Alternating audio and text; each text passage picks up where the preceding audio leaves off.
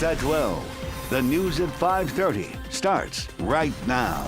And up first at 5:30 tonight, this man is behind bars after a shooting left a police officer and 2 other victims hospitalized.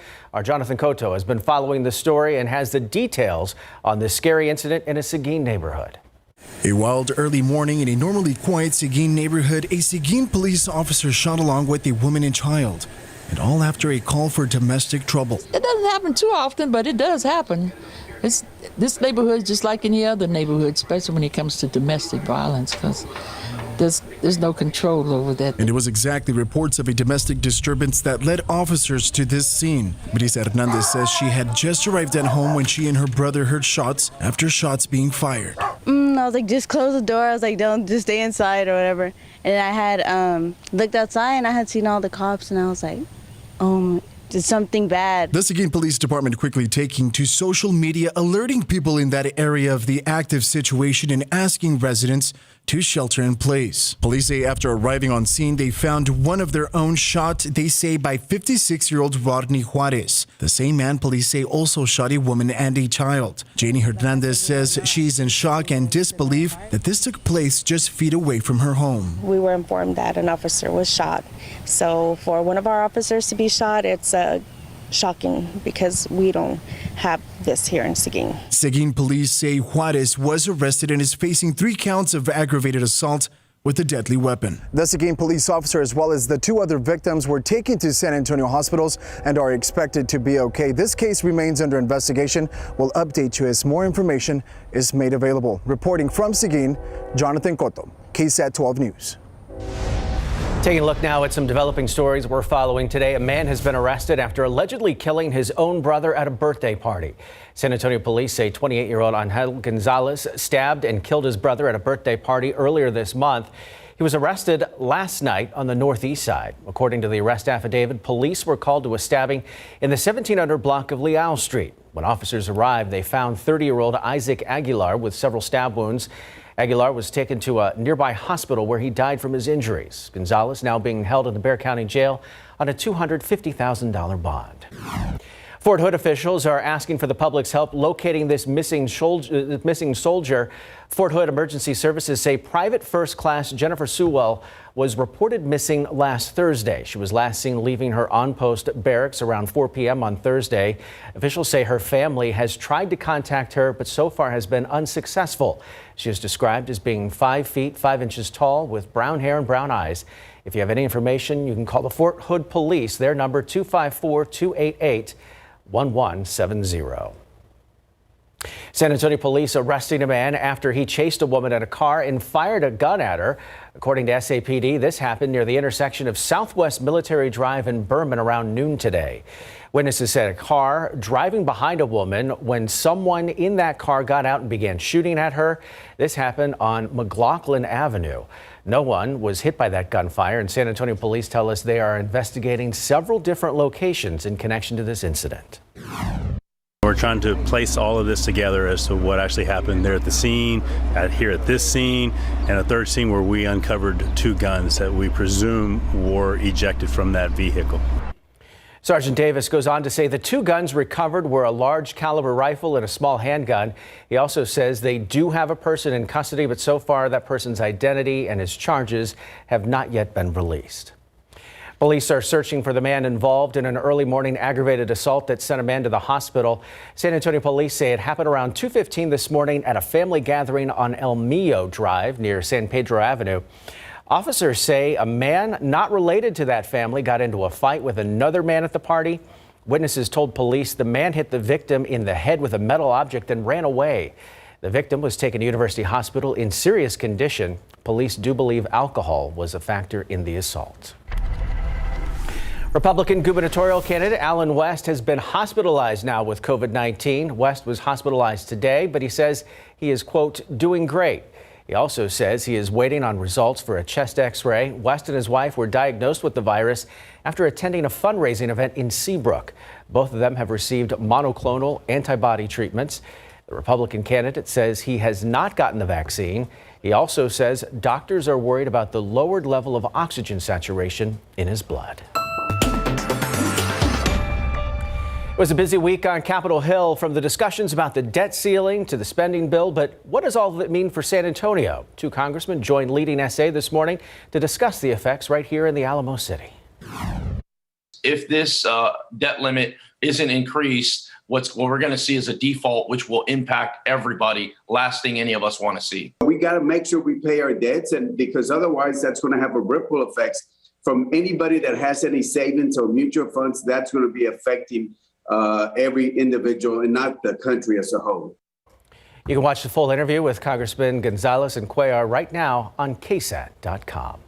And coming up tonight on the Night Beat, our latest Hispanic heritage profile. We'll be sitting down with Graciela Sanchez, one of the founders of the Esperanza Peace and Justice Center, and how her family's history of activism throughout San Antonio has helped shape who she is today. That's tonight on the Night Beat at 10 o'clock. Still ahead on the news at 5:30, the latest on the COVID-19 pandemic in the U.S., where hospitalizations are at a nationwide downward trend, and why some people are defying vaccine mandates. That's next.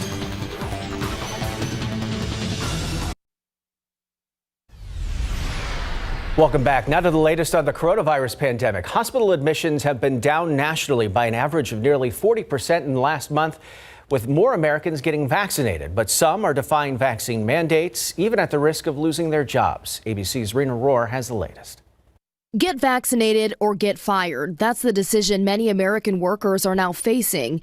New York City considering more vaccine requirements for municipal employees, which could include the NYPD and FDNY. On the other side of the country, the Los Angeles County Sheriff says he won't enforce the county vaccine mandate at his agency.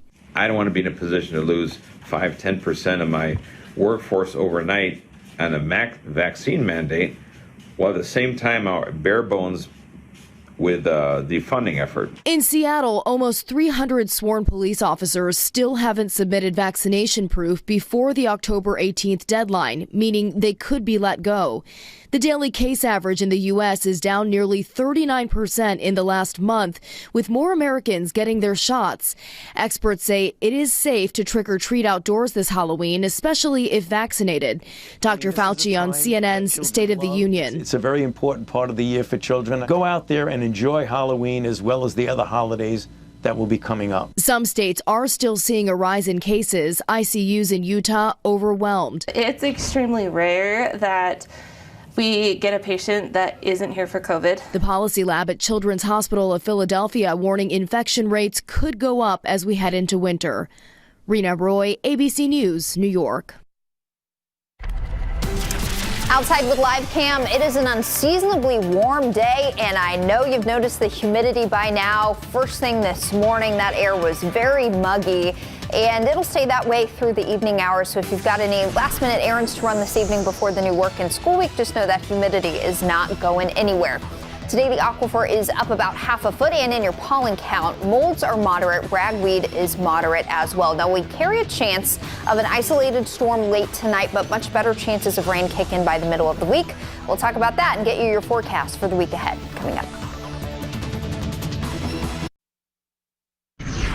After a quiet weather pattern last week, we are gearing up for some changes this week, Katie, and it begins with the return of the humidity today. Oh my gosh, yeah, that air is muggy outside. It is thick, and it is going to help to aid in a low chance of a few storms north of Highway 90 tonight. That's one of our weather headlines for the week ahead. We are also looking at the potential for some heavy rain at times this week, particularly Wednesday, Thursday, and Friday.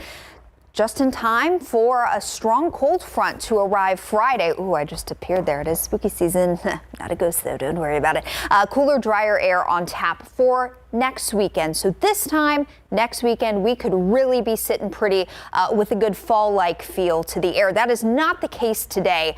We're just shy of 90 in San Antonio, but look how hot it is off to the southwest. 104 Cotulla, 99 in Carrizo Springs, 98 in Del Rio. Not just hot, humid as well. Our dew points are up everywhere in the upper 60s and 70s, so you feel that humidity right away. Now, thankfully, as advertised, we've had a good breeze all day long, and this breeze has been helping us out. It's out of the south-southeast at about 15 15 to 25 miles per hour for a lot of us, and that breeze will hang on for much of the evening. Good amount of cloud cover this morning. That has all cleared up. We're seeing a lot of sunshine out there currently, but up to the north, that's where the action will be tonight. We've got a storm system, a low pressure system moving into the Texas Panhandle that has prompted a tornado watch, this red box here, for a sliver of far north Texas, mainly parts of Oklahoma. And there will be a good amount of severe weather expected near the center of that surface low pressure system tonight, but that is going to be well to the north of our area.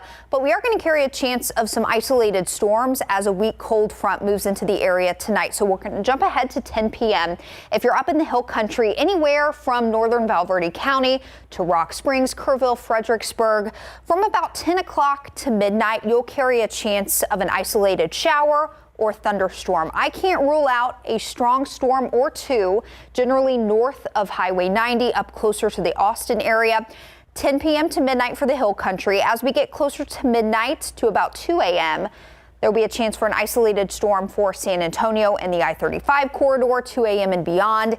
Anything that's left with this line of rain will continue to move east, and by tomorrow morning, some lingering cloud cover, but no rain for your Monday morning commute. And in fact, with this weak front sagging through late tonight, early tomorrow, we're going to catch a break from the humidity briefly on Monday. So another warm day, mostly sunny tomorrow, but not as muggy behind this weak front that will sag through tonight. In fact, this time tomorrow, our dew points will be back down in the 40s and 50s for a lot of us. So it's oppressively humid now.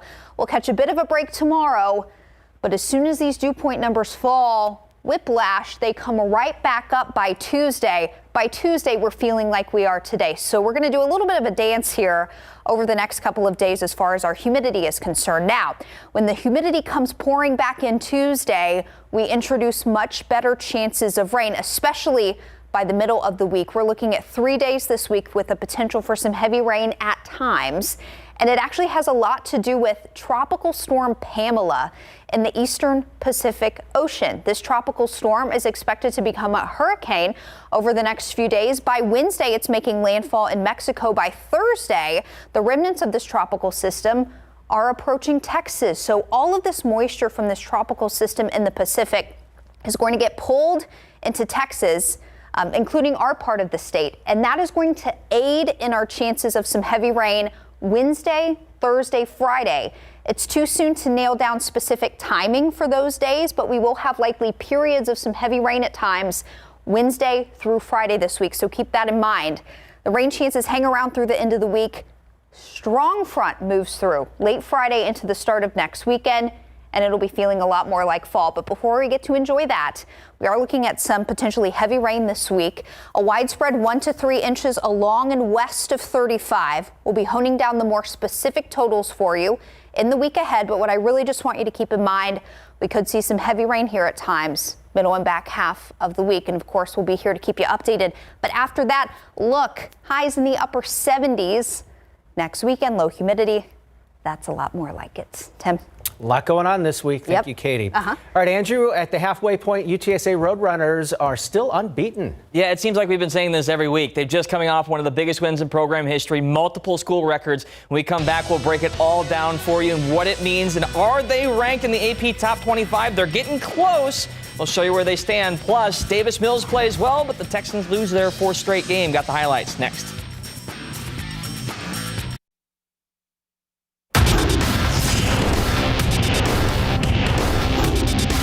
We're 6-0. It does not come easy, and pack the dome for homecoming because we are coming and we need y'all to be lit.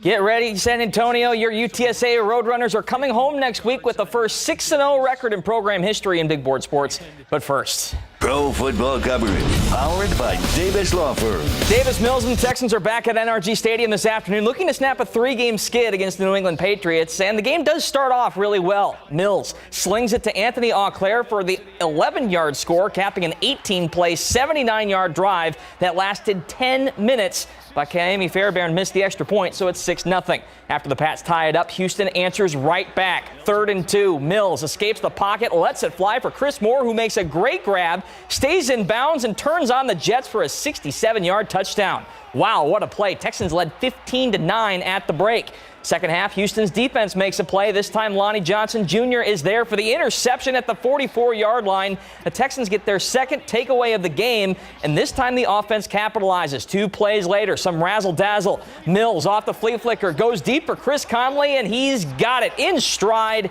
A 37-yard touchdown gives Houston a 22-9 lead, but that would be the last time the offense puts points on the board. Fourth quarter, Mac Jones hits a sliding Hunter Henry in the end zone for the 13-yard score. New England ties it up at 22, and after Houston goes 3 and out, Nick Folk caps a 15-play, 7-minute drive with this 21-yard field goal with 15 seconds left. That proves to be the game winner, and Houston drops to 1-4. 25-22 is the final. After the game, head coach David Culley praised Mills' performance.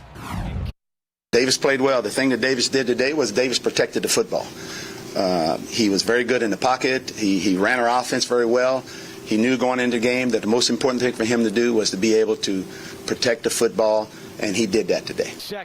Next up, Houston will take on the Colts next Sunday at noon. The Dallas Cowboys are in action right now, hosting the New York Giants. Dallas currently leads 27-13 in the fourth quarter. Larry Ramirez is in Dallas for this game. We'll have more highlights and reaction tonight on Instant Replay. UTSA keeps on creeping up the AP Top 25 poll. The undefeated Roadrunners are now receiving 30 votes, still just outside the Top 25 itself at 30th overall. They're technically 2 spots behind Texas, who has 74 votes. UTSA continued their incredible run with a dramatic 52-46 victory over Western Kentucky on the road last night. Quarterback Frank Harris had a stellar performance, completing 28 of 38 passes for 347 yards and a whopping 6 touchdowns. That's a school record. He even caught a TD. DeCorian Clark had a program record of his own with 3 touchdown catches, but even with all of that high-flying offense, it still came down to the final possession, and Clarence Hicks called game with this diving interception in the final minute of regulation. So, guys, how does it feel being 6-0? We had a lot of doubters that didn't think we would get the job done, so it's coming out, doing what we do, playing football, trying to go travel like we knew we would, and a great job by Clarence to seal the deal. That's really special. So, we're definitely gonna hold on to that for sure. But we still got a long way to go. So we're gonna try to go ahead and make it 7-0 next week. Go through so many of my guys. They never go away, man. They really believe in our 2-1-0 triangle toughness culture. And they're having a good time in there right now. That's why I do what I do. I love watching those guys be happy. Now, to give you an idea of how close this team is, Traylor interrupted Harris's media availability. The QB thought he'd get doused with some water, but Traylor just wanted him to confirm a story from earlier in the week. Verify the story. Did I not make us work victory on the -1 yard line yesterday? He did. I ain't gonna lie, he did. We were supposed to Quaker, or supposed to go quarterback sneak, but we literally worked it yesterday. I'm like, man, I just got a feeling this thing's gonna come down to the 1 yard line. It's crazy because we did work that. That's crazy. I think he was trying to get some water over me. No, I'm not. I think he was trying to be. I was like, nah, you're not getting me. UTSA will host Rice in the Dome next Saturday at 5. Be there. Texas A&M moved back into the top 25, now ranked number 21 after defeating number 1 Alabama 41-38 at a raucous Kyle Field last night. The Aggies led by 14 points at halftime, but had to rally in the fourth quarter, down by 7 with less than 3 minutes in regulation. Quarterback Zach Calzada came up big, completing 21 passes for 285 yards and 3 touchdowns, and he shrugged off an injury to lead the game-winning drive. Seth Small kicked the 28-yard field goal that sealed it, and Jimbo Fisher became the first former Nick Saban assistant to defeat the master at Alabama. Does that matter to him? It was inevitable somebody was going to do it in time. So, hey, it happened to be us. That's great. But that doesn't mean anything to me because that's not a goal that I'm trying to talk about or do. I want our organization, our program to do well. That's the only thing I care about. Aggies hit the road next week to Mizzou. Kickoff against the Tigers is set for 11 a.m. And congratulations to Texas State. The Bobcats erased a 14-point fourth-quarter deficit to defeat South Alabama 33-31 in 4 overtimes. Texas State has won all 3 of their Sun Belt Conference openers in the Jake Spavital era. And a little note on this game. You remember a couple years ago, the Texas A&M LSU game that went to 7 overtimes, where they went back and forth all night long. They changed the rule now, so they're going for 2-point conversions after the 3rd overtime. So that's why the score is 33-31.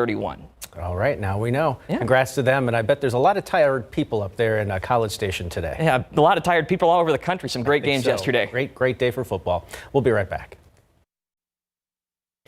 That is all of our time for the news at 5:30. Thank you so much for watching. We'll see you back here for the Night Beat tonight at 10. Katie will have all the latest on our rain chances this week, and we'll have all the day's big stories for you tonight at 10. Until then, have a good evening.